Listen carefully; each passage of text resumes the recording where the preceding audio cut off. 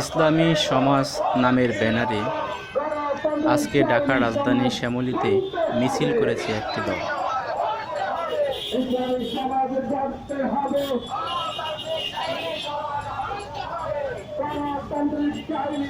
ইসলামী সমাজ নামের এই দলটি সম্প্রতি আত্মপ্রকাশ করেছে।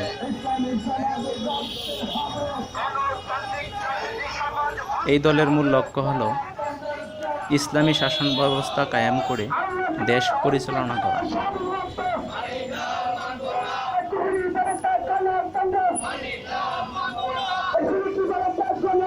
এ সময় মুসল্লিদের হাতে ছিল পোস্টার, ব্যানার এবং তাদের মুখে ছিল নানা রকম স্লোগান।